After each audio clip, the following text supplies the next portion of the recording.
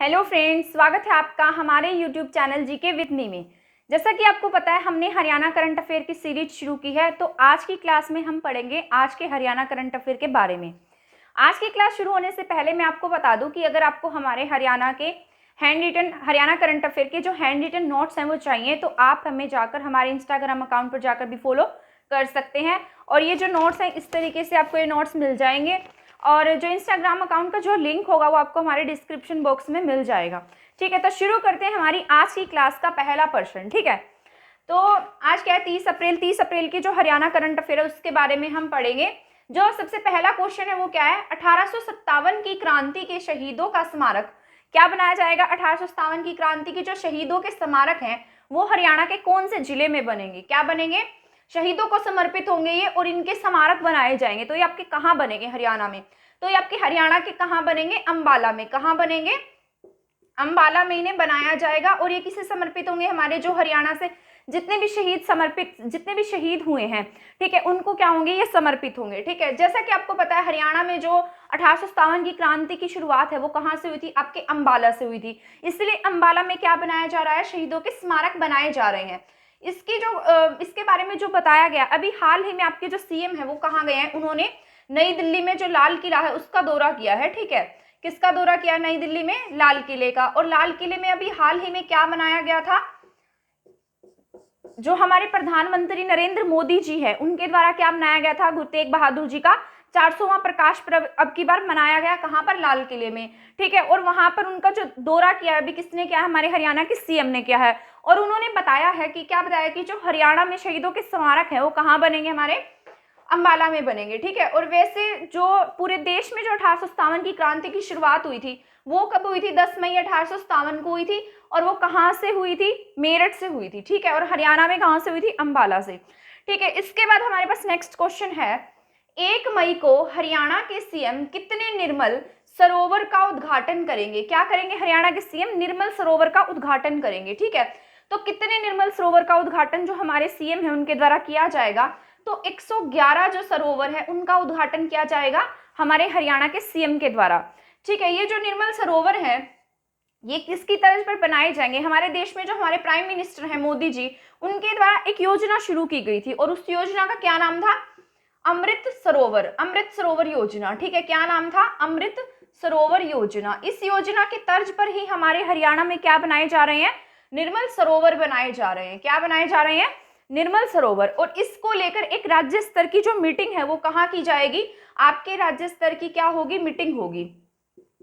ठीक है, क्या होगी, राज्य स्तर की मीटिंग। और वो कहां पर होगी, आपकी सोनीपत में। कहां होगी, सोनीपत में इसका आयोजन किया जाएगा। और वो आपका कहां, मतलब कब किया जाएगा, 1 मई को ही। कब होगा, 1 मई को होगा। ठीक है, और कहां होगा, सोनीपत में राज्य स्तर की ये मीटिंग होगी। इसके साथ साथ और क्या बनेंगे, हरियाणा में तालाब बनेंगे। और वो कितने तालाब बनेंगे, 1650 जो तालाब हैं वो बनाए जाएंगे। और इन्हें कौन बनाएगा, हरियाणा तालाब और अपशिष्ट प्राधिकरण के द्वारा ये बनाए जाएंगे। कुछ तालाब ऐसे होंगे जो ग्रामीण इलाकों में बनाए जाएंगे और कुछ तालाब ऐसे होंगे जो कहाँ बनेंगे, आपके शहरी इलाकों में बनेंगे। ठीक है, शहर प्लस ग्रामीण दोनों इलाकों में ये जो तालाब है ये आपके बनाए जाएंगे। और जो ये तालाब है इनके लिए ऐसा कहा गया है कि जो इनका एरिया होगा वो 1 एकड़ से क्या नहीं होना चाहिए, ज्यादा नहीं होना चाहिए। ठीक है, कितना नहीं होना चाहिए, 1 एकड़ से ज्यादा नहीं होना चाहिए। तो हमारे हरियाणा में निर्मल सरोवर का उद्घाटन कौन करेंगे, हमारे सीएम करेंगे। और 111 जो सरोवर हैं वो हमारे हरियाणा के सीएम के द्वारा उनका उद्घाटन किया जाएगा। ठीक है, इसके बाद है, हरियाणा सरकार कब से कब तक क्या कर रही है, हमारी हरियाणा सरकार कब से कब तक एनीमिया उन्मूलन सप्ताह मना रही है। क्या मनाएगी, एनीमिया। एनीमिया क्या होता है, आपको पता होना चाहिए एनीमिया के बारे में। जो एनीमिया है, जैसे हमारी बॉडी के अंदर ब्लड का जो स्तर है वो बहुत कम हो जाता है। ज्यादातर महिलाओं में ये रोग देखने को मिलता है, कौन सा, एनीमिया। ठीक है, जो ब्लड का जो स्तर है वो हमारी बॉडी में कम हो जाता है। हमारी बॉडी में अगर ब्लड की मात्रा जो है वो बहुत कम हो जाती है तो कौन सा रोग हो जाता है, एनीमिया। ठीक है, हीमोग्लोबिन से रिलेटेड है ये हमारा। तो जो हरियाणा सरकार है, जो एनीमिया उन्मूलन सप्ताह है वो कब से कब तक मना रही है, तो वो मना रही है आपका 1 मई से 7 मई तक। कब से कब तक मनाएगी, 1 मई से 7 मई तक जो हमारी हरियाणा सरकार है वो क्या मनाएगी, एनीमिया उन्मूलन सप्ताह मनाएगी। ठीक है, और इसमें क्या होगा, प्रत्येक जितने भी हॉस्पिटल्स हैं उनमें क्या की जाएगी, जितने मरीज हैं उनके हीमोग्लोबिन की जांच की जाएगी। किसकी जांच की जाएगी? हीमोग्लोबिन की। जैसा कि आपको पता है हीमोग्लोबिन एनीमिया जो है वो हीमोग्लोबिन यानी कि हमारे ब्लड से रिलेटेड है, इसलिए किसकी जांच होगी? इसमें एनीमिया की जांच होगी। ठीक है, अस्पताल में जो सरकारी अस्पताल है उसमें जितने भी मरीज हैं उन सबके ब्लड की जांच की जाएगी, किसमें? एनीमिया में। ठीक है, इसके बाद हम आगे पढ़ते हैं। ठीक है, इसके बाद हम शुरू करते हैं। हमारा जो फोर्थ क्वेश्चन है वो क्या रहेगा आपका? आजादी के अमृत महोत्सव के तहत शिशु के जन्म के 24 घंटे के अंदर जन्म प्रमाण पत्र देने वाला पहला जिला आना था। पहला जो हरियाणा का जिला है वो कौन सा बन गया है? क्या बन गया है? हरियाणा का जो पहला जिला है वो कौन बना है? जिसने क्या किया है, मतलब जब शिशु यानी कि जब कोई बच्चा पैदा होता है, ठीक है, उसके जन्म के तुरंत बाद यानी कि 24 घंटे के अंदर अंदर क्या उपलब्ध करा देगा? उसका जन्म प्रमाण पत्र। जो भी मतलब बच्चा पैदा होता है उसका क्या बनाया जाता है? जन्म प्रमाण पत्र बनता है। ठीक है, तो ये जो जन्म प्रमाण पत्र है ये कितने दिन में मिलता है आपको? 21 डेज के अंदर मिलता है। कितने दिन में मिलता है? वैसे 21 डेज में मिलता है, 21 दिन में ये आपको मिलता है। लेकिन जो हरियाणा का एक ऐसा जिला है जिसने क्या किया है, 24 घंटे के अंदर क्या दिया है? जन्म प्रमाण पत्र देने वाला जो वो है हरियाणा का पहला जिला बन गया है। तो कौन सा है आपका? रेवाड़ी। कौन सा है? रेवाड़ी जो जिला है वो क्या बन गया है? पहला जिला बन गया है जिसने क्या उपलब्ध कराए हैं? जन्म प्रमाण पत्र 24 घंटे में उपलब्ध करा दिए हैं। और ये किसे ध्यान में रखकर ये जो स्कीम है ये शुरू की गई है? आजादी के अमृत महोत्सव को ध्यान में रखते हुए इसे शुरू किया गया है, क्योंकि जो हरियाणा सरकार है उसका टारगेट है 6000 प्लस कार्यक्रम कराने का। ठीक है, ये मैंने आपको कल भी बताया था, क्योंकि एग्जाम के पॉइंट ऑफ व्यू से जरूरी है। अमृत महोत्सव बहुत मतलब जो आजादी का अमृत महोत्सव है ये आजकल बहुत चर्चाओं में है। ठीक है, तो इसको ध्यान में रखते हुए क्या किया गया है, इन्होंने जो बच्चे जो पैदा होते हैं उनके जो जन्म प्रमाण पत्र हैं वो 24 घंटे के अंदर उपलब्ध करा दिए हैं। ठीक है, इसके बाद हमारे पास है हरियाणा के म्यूज अवार्ड। हरियाणा ने जो म्यूज अवार्ड है वो किस में जीता है? ठीक है, तो ये अवार्ड जो मिला है हरियाणा को ये म्यूजिक में मिला है। किस में मिला है? म्यूजिक में।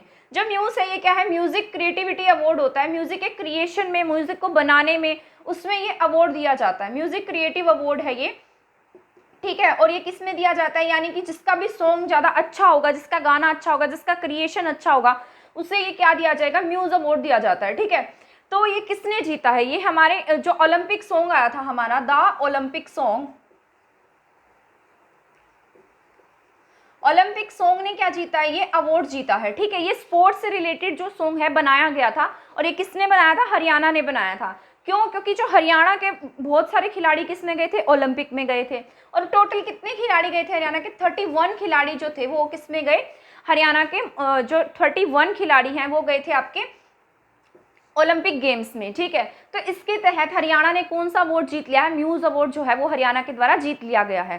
ठीक है, और जो म्यूज अवार्ड का पूरा नाम है वो क्या है? Music creative award. ठीक है, इसमें इसका जो मोटिव था वो क्या था? यानी कि इसका उद्देश्य ये था कि जो भी हमारे खिलाड़ी जा रहे थे उन्हें प्रोत्साहन देना था। ठीक है, उन्हें सम्मान या प्रोत्साहन देने के लिए ये सॉन्ग जो है वो निकाला गया था, और हरियाणा ने म्यूज अवार्ड जीता है। ठीक है, इसके बाद है चौथे खेलो इंडिया टूर्नामेंट का आयोजन कब से होगा?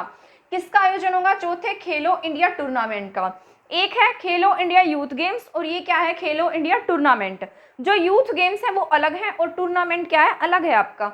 यूथ गेम्स तो आपके पंचकुला में आयोजित हो रहे हैं, और उसमें कौन भाग लेंगे? उसमें अलग अलग देश भाग लेंगे, अलग अलग खिलाड़ी भाग लेंगे। ठीक है, इसमें कौन भाग लेगा? हमारे ये जो इंडिया में ही इसका आयोजन होगा, इसमें इंडिया के अलग अलग जो भी राज्य हैं वो इसमें भाग लेंगे। जैसे उत्तराखंड हो गया, यूपी है, और जम्मू कश्मीर है, हिमाचल प्रदेश है, ठीक है, दिल्ली है, चंडीगढ़ है, ये जैसे मतलब इनके जैसे पंजाब है, ठीक है, चंडीगढ़ है, पंजाब है, राजस्थान है, ये हमारे जो हरियाणा के राज्य हैं ये क्या करेंगे इसमें इंडिया के जो राज्य हैं ये इसमें भाग लेंगे। ठीक है, तो टोटल ये 9 राज्य हैं जो चौथे खेलो इंडिया टूर्नामेंट में क्या ले रहे हैं? भाग ले रहे हैं। ठीक है, तो ये जो चौथे खेलो इंडिया टूर्नामेंट का आयोजन है ये कब से किया जाएगा? आपका 1 मई।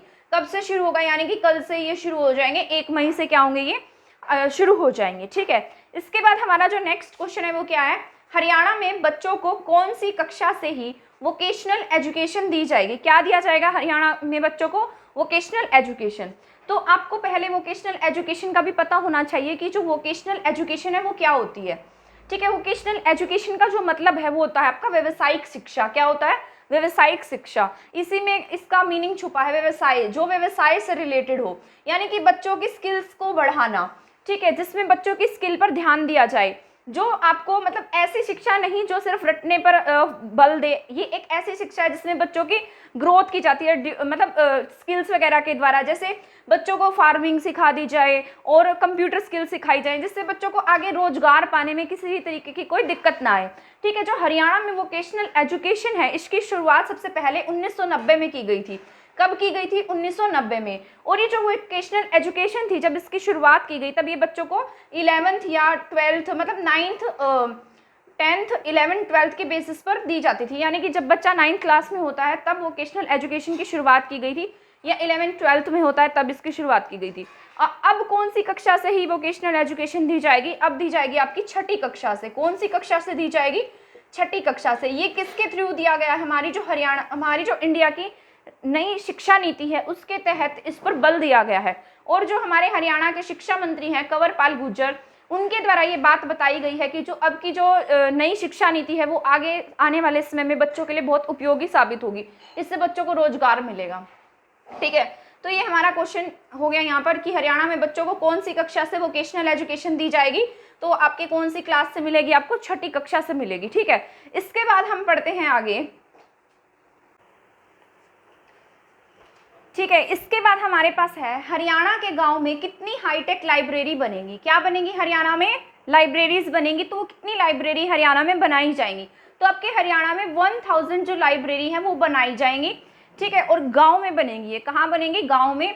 ठीक है, और ये सभी जो लाइब्रेरी है इलेक्ट्रिक लाइब्रेरी होंगी, यानी कि ई लाइब्रेरीज जो ये हैं ये होंगी।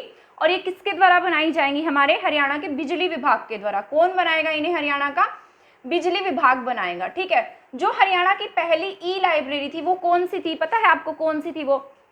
हरियाणा की जो पहली ई लाइब्रेरी थी वो कौन सी थी? वो करनाल में बनाई गई थी। कहाँ बनाई गई थी? करनाल के काछुआ में। कहाँ बनी थी? करनाल के काछुआ में पहली ई लाइब्रेरी बनी थी। और अब कहाँ बनाई जाएंगी ये? हरियाणा के एक गांव में 1000 लाइब्रेरी बनेंगी। ठीक है, और ये प्रत्येक जिले के हल्के में जो है ये पुस्तकालय बनाए जाएंगे। ये बच्चों को प्रोत्साहन देने के लिए बनाए जा रहे हैं। ठीक है, इसके बाद हमारे पास है हरियाणा राज्य में मार्च 2022 तक कौन सा जिला लिंगानुपात में पहले स्थान पर रहा है? किस में रहा है हरियाणा लिंगानुपात में? यानी कि हरियाणा का कौन सा ऐसा जिला है जो किस में नंबर 1 पर रहा है? लिंगानुपात में। तो आपका जींद जिला है जो किस में रहा है? लिंगानुपात पर नंबर 1 में, लिंगानुपात में नंबर 1 रहा है। ठीक है, तो इसका जो लिंगानुपात है वो कितना है मैं आपको बता देती हूँ। 1000 लड़कों पर कितना है? 1000 लड़कों पर कितनी लड़कियां हैं यहाँ? 996। कितनी लड़कियां हैं? 996 लड़कियां हैं। ठीक है, तो हरियाणा का जो जींद जिला है वो अग्रणी जिला बन गया है। ठीक है, इसके बाद में जो है जो दूसरे नंबर पर रहा है आपका, दूसरे स्थान पर है आपका पलवल। कौन सा है? पलवल है। पलवल में कितना है? 973। कितना है पलवल का जो लिंगानुपात है? वो 973 है। और जींद का कितना है? 996। जींद पहले नंबर पर है, दूसरे नंबर पर पलवल है, और तीसरे स्थान पर आपका भिवानी रहा है। कौन है आपका तीसरे स्थान पर? भिवानी। कौन है? भिवानी है। भिवानी का लिंगानुपात कितना है? 959। क्या है? 959 है। ठीक है, और जो सबसे कम यानी कि सबसे नीचे है जिसका हरियाणा में सबसे कम लिंगानुपात है, हरियाणा का कौन सा ऐसा जिला है? ठीक है, तो वो आपका महेंद्रगढ़। कौन सा है? महेंद्रगढ़। इसका जो लिंगानुपात है वो कितना है आपका? 869। कितना है? 869 है। ठीक है, 2021 के आंकड़ों के अनुसार जो पहले जो लिंगानुपात था टोटल वो कितना था? 916। कितना था?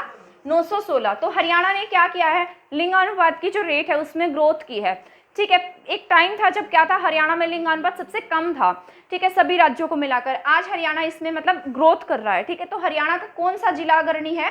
जींद जिला है, जिसमें 1000 लड़कों पर 996 लड़कियां हैं।